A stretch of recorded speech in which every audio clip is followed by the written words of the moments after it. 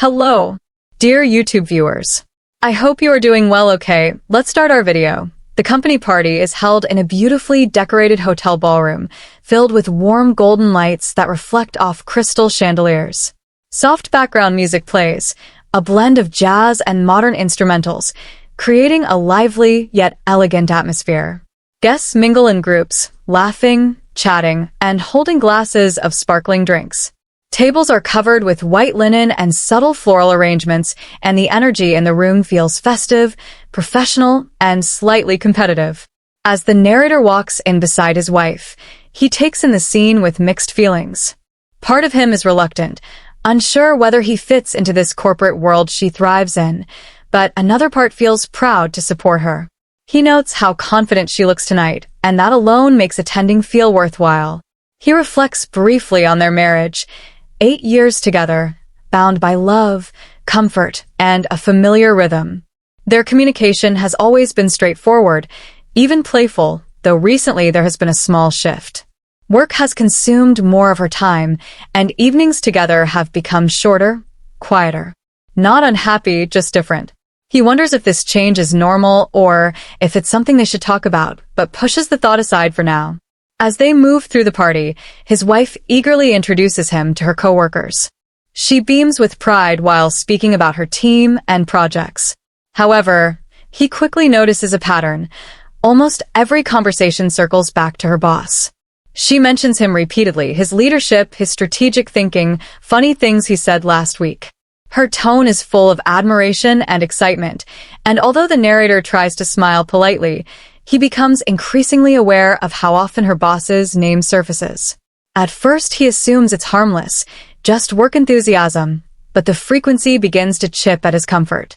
Still, he listens quietly, observing her energy and the way other colleagues react to her glowing praise. The moment the boss enters the ballroom, the atmosphere shifts slightly, almost like a quiet wave rippling through the crowd. Conversations pause, heads turn, and a few people straighten their posture as if preparing for an evaluation. He's a tall, confident man, dressed in a sharp navy suit, smiling easily as he greets employees with charismatic nods. The narrator notices the change in his wife instantly. Her eyes brighten, her posture lifts, and before he can even comment, she excuses herself with a quick, "I'll be right back," and rushes toward him. She greets her boss with a warm enthusiasm that seems deeper than simple respect, and the narrator watches as they exchange animated words, laughing at something only they seem to understand. From a distance, he studies how the boss interacts with others. Attentive, approachable, but undeniably commanding. When the boss speaks to his wife, he leans in slightly, maintaining strong eye contact, and she mirrors the gesture unconsciously. The narrator tells himself it's all professional, probably.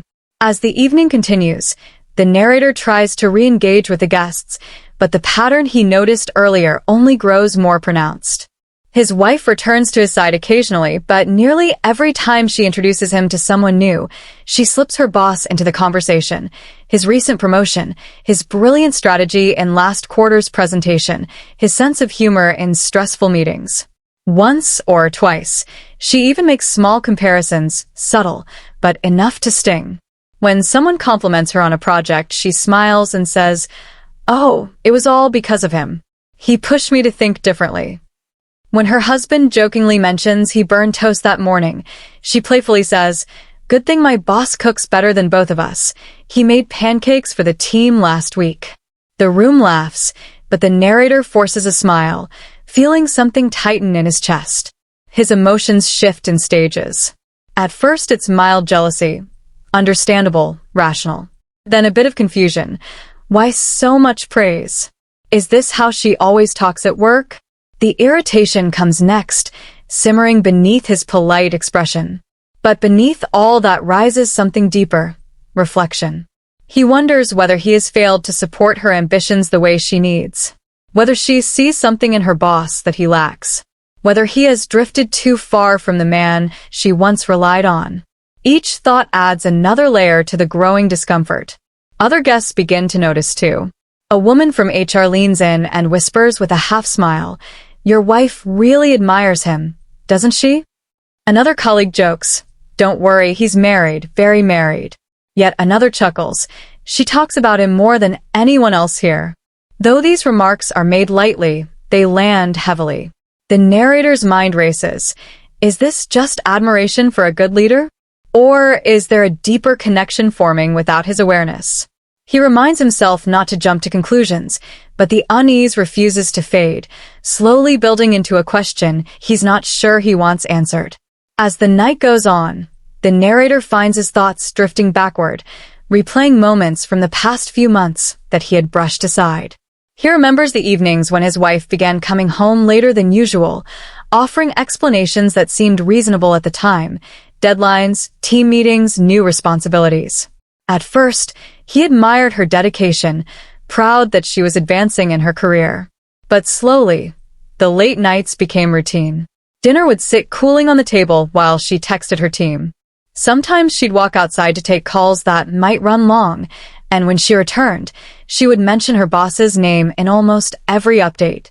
He recalls how her phone seemed to buzz constantly, filled with messages from coworkers about upcoming presentations. Her tone changed when she talked about her boss, more attentive, more excited, more invested. She would explain how he challenged her thinking, trusted her decisions, or encouraged her to push her limits. The narrator had listened, supportive at first, then gradually quieter. A nagging feeling had begun forming back then, but he never addressed it. He also reflects on his own role in the growing distance between them. He had been swamped with his own responsibilities, long hours, missed date nights, promises to take a weekend off that he failed to keep. There were moments when she tried to talk to him about her stress, but he'd been too exhausted to respond fully, offering half-hearted reassurance before drifting back into his own concerns.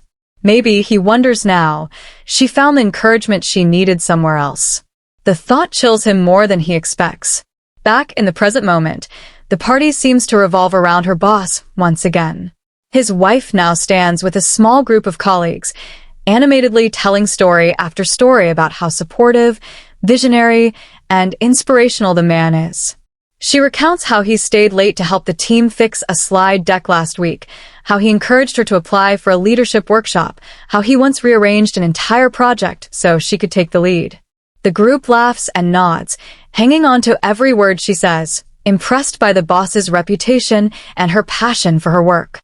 The narrator stands beside her, physically present, but emotionally fading into the background. No one asks him questions, and his wife barely glances his way except for the occasional polite smile. Each time she praises her boss, it feels like another spotlight moves farther from him. He shifts his weight, pretending to listen attentively while inside he feels himself shrinking, becoming a silent spectator in a room where his wife shines brightly, but never because of him. A knot forms in his stomach, tightening with each passing minute. He wrestles with what to do. A part of him wants to interrupt, to pull her aside and confront her about how she's making him feel. Another part imagines making a sarcastic comment, something sharp enough to expose the tension. But he knows that would embarrass her, maybe even damage her professional standing. He could also simply stay quiet, swallow the discomfort, and let the night pass, but that feels like betraying his own feelings. He considers the few words he could whisper to her now, something honest but gentle. Yet he hesitates. Not here, not while she's so absorbed in her world. He doesn't want to be the jealous husband creating a scene. Instead, he forces himself to breathe, to stay composed. He observes everyone carefully, listening, collecting every detail. He decides to wait, to be patient, to find the right moment when she will finally look at him, really look, and he can tell her what he needs to say. Deep down, he senses that moment is coming sooner than he expects. The narrator is still standing quietly beside his wife when the crowd around them parts just enough for her boss to step into their small circle. His presence is magnetic, confident without trying, charming without effort. He greets the group warmly, shaking hands and exchanging short pleasantries before turning his attention toward the narrator's wife. There she is, the boss says with a proud smile, the woman who practically saved our quarter. Her face lights up instantly, brighter than it had all evening.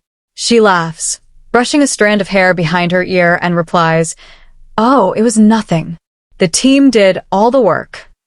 but everyone can see the pride written across her expression. It isn't arrogance, it's the joy of being seen, recognized, validated by someone she deeply respects. The narrator watches this exchange closely. The boss speaks about her contributions with genuine admiration, detailing how her ideas turned a failing presentation into a winning one. As he talks, the wife stands a little straighter, eyes sparkling.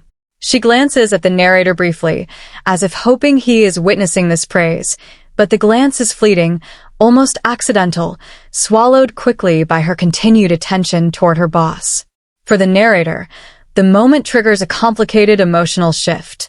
He wants to feel proud of her, and he is, but the pride is tangled with something heavier. He realizes that in this room, on this night, he does not feel like her partner. He feels like a spectator, watching someone else highlight her strengths in ways he hasn't in a long time.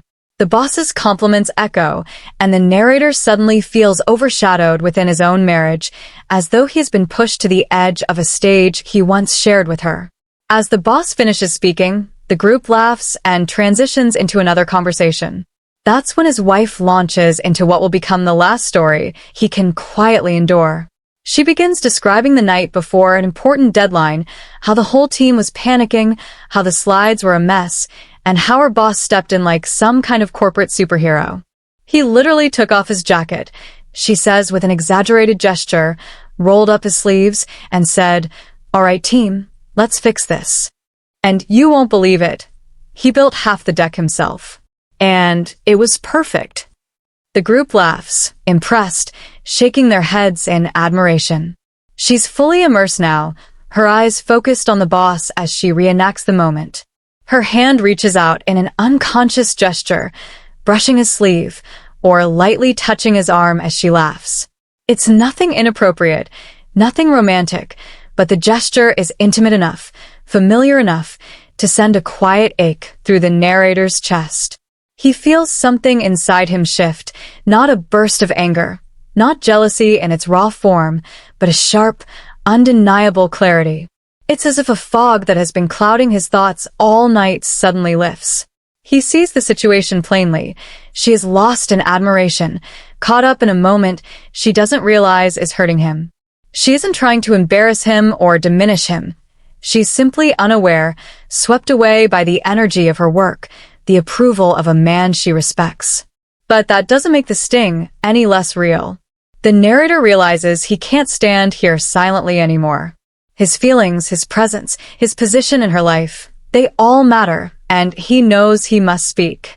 Not to cause a scene, not to confront her boss, but to reach her. To remind her that he is here, that he is her partner, that he is a voice she needs to hear. And in that quiet, painful moment, he knows exactly what he must do next. The noise of the ballroom seems to fade into a distant hum as the narrator watches his wife laugh at yet another comment about her boss. The chatter around them blurs, and all he can focus on is the growing ache inside him. Not anger, not jealousy, but a quiet realization of how disconnected he's felt all night.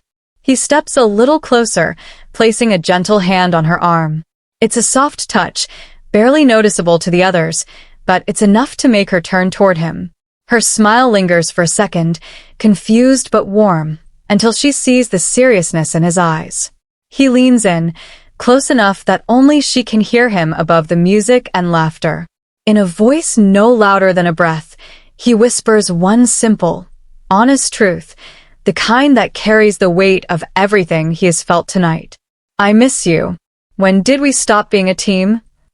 Or perhaps what slips out is slightly different, but just as true. "You don't realize how much you've hurt me tonight." Or, "Let's go home. I want my wife back," not her boss's biggest fan.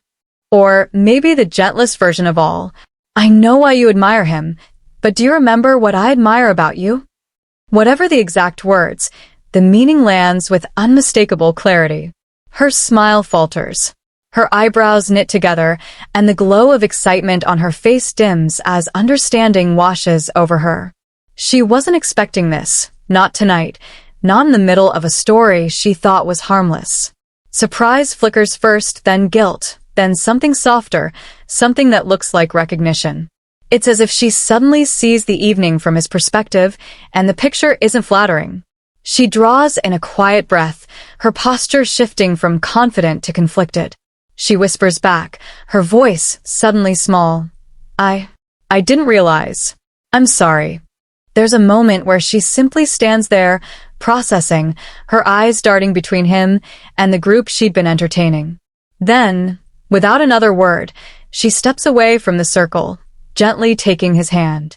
Her grip tightens, not out of fear, but out of a need to anchor herself to him again. They move toward a quieter corner of the ballroom, away from the bright lights and admiring colleagues. The party continues behind them, but the distance feels meaningful.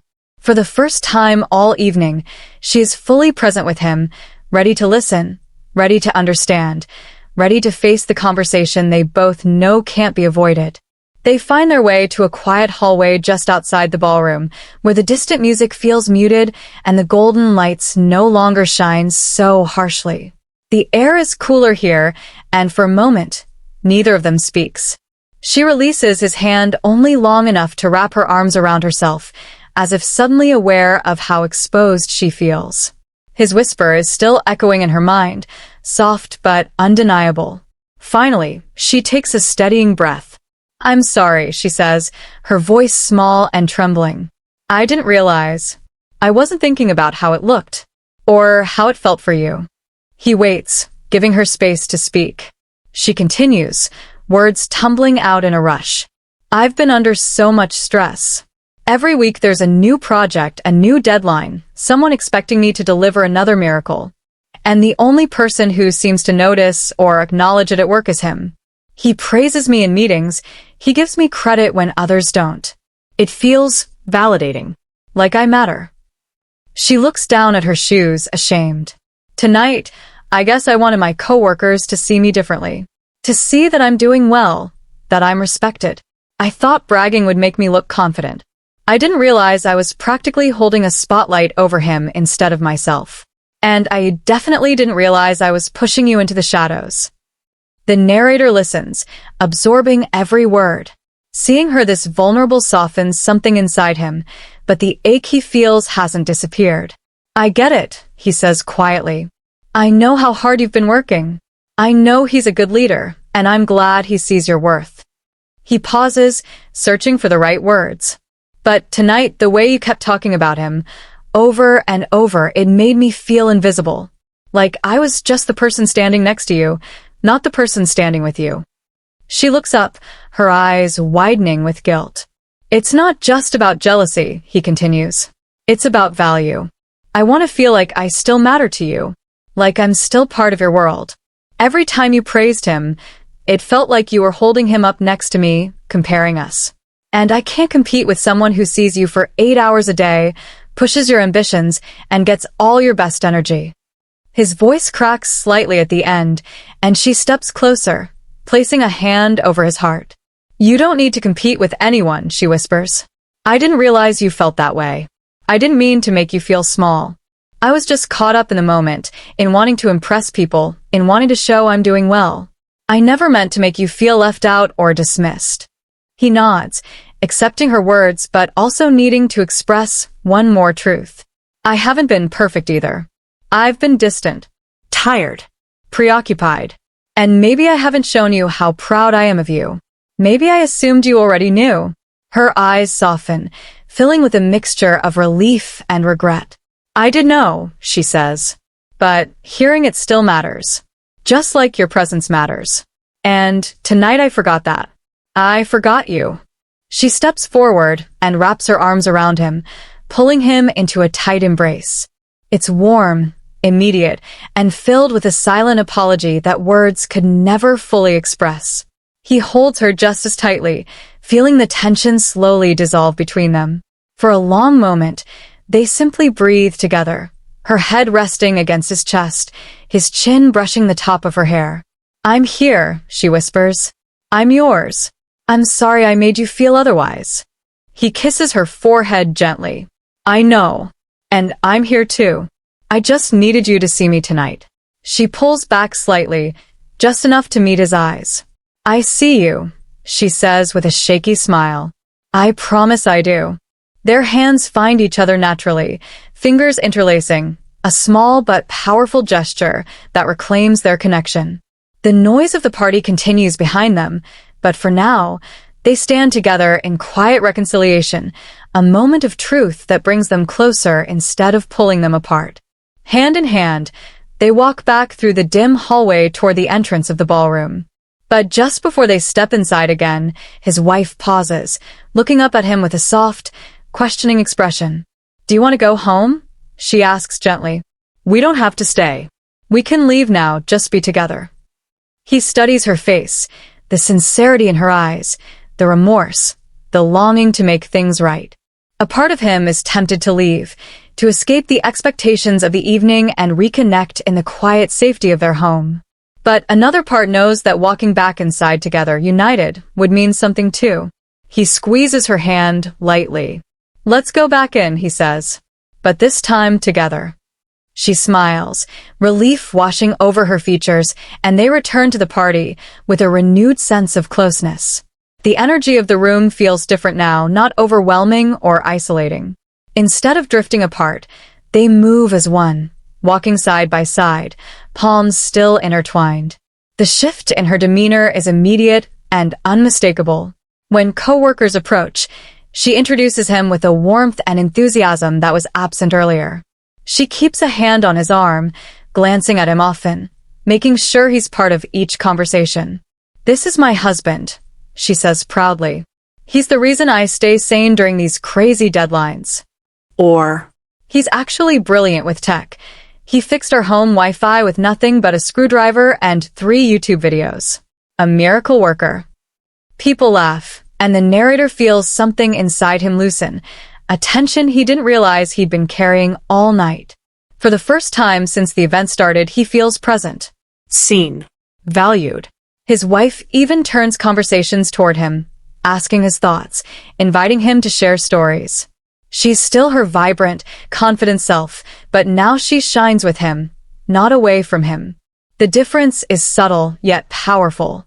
It takes only moments for the narrator to settle back into comfort, the earlier discomfort fading as he watches his wife reclaim their connection with small but deliberate actions.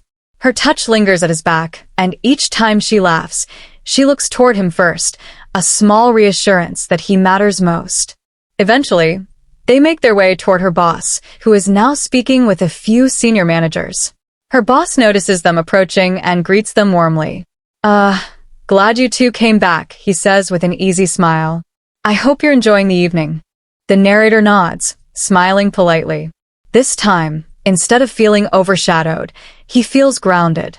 He sees the boss clearly now, not as a rival but as a man who simply values his employee. The boss extends his hand. "Your wife is incredible, you know that? One of the best on our team." The narrator shakes his hand firmly. "I do know that. She works hard, really hard. I'm proud of her." His wife looks up at him with a tenderness that wasn't present before, her fingers tightening around his. The boss seems to pick up on the quiet reconnection between them and steps back, giving them space. There's no tension, no competition, no subtle war of attention. For the first time all night, the narrator realizes the truth. The boss was never the problem. The discomfort came from a gap between him and his wife, one created by stress, distance, and unspoken feelings. A gap that could only be closed through honesty. As the evening winds down, they decide to leave early after all, waving goodbye to her colleagues and stepping into the cool night air. The walk to the car feels peaceful, almost intimate. Streetlights glow softly, casting their shadows close together. "Thank you," she says quietly as they reach the car, "for telling me the truth tonight, for not letting it turn into something worse." He brushes her cheek with his thumb. "Thank you for listening. That's all I needed." They get into the car, and as he starts the engine, she slides her hand over his on the gear shift, holding it there with a warmth that makes his chest tighten in a beautiful way. Tonight wasn't perfect. It wasn't easy, but it was real, and sometimes it takes one whisper, one moment of vulnerability to rebuild what distance tried to erode. And as they drive home together, the narrator knows with certainty They're leaving the party stronger than they entered it. As they drive away from the fading lights of the party, the narrator's mind replays the evening in quiet, deliberate flashes. He reflects on how easily insecurity can creep into a relationship, growing silently in the spaces between words, assumptions, and unspoken feelings. How small misunderstandings, left unattended, can spiral into doubt, even when love is still there. Tonight had been a reminder that the smallest act, a whisper, a moment of honesty, can dissolve weeks, even months of tension. He thinks about how many times he and his wife had assumed the other just knew what they were feeling. How often they had allowed work, routine, or pride to build walls instead of tearing them down. And yet, in the span of a few quiet sentences, those walls had begun to crumble. Communication, he realizes, is more than just talking. It's listening. It's daring to show vulnerability. It's risking discomfort to protect connection. His wife shifts slightly beside him, pressing her hand into his, her fingers curling around his with the same warmth and trust that had brought them together years ago. She rests her head briefly on his shoulder, a silent acknowledgement that they've crossed the distance that had grown between them. He feels her presence fully, the rhythm of her breathing, the reassurance of her touch, the simple fact that she is here, with him. The narrator allows himself a small, contented smile. The tension that had shadowed the evening is gone. Instead, there's a quiet joy, a sense of partnership restored, deeper than before. Love, he thinks, isn't flawless. It's messy, vulnerable, and at times frightening. But when tended with honesty, patience, and care, it can withstand anything, even the lure of admiration that comes from the outside world. What I whispered tonight, he thinks, a quiet certainty settling over him, wasn't a threat or an accusation. It was a reminder that she wasn't losing me, and I wasn't ready to lose her either. He glances at her, and in her eyes, he sees reflection of that same understanding, that same commitment. In that moment, everything feels aligned again. Two people, imperfect but devoted, stepping forward together into whatever comes next. The city lights blur past the car windows, but inside, they are exactly where they are supposed to be, together. Thanks for watching. For more videos, please subscribe our channel Awesome Visual Story.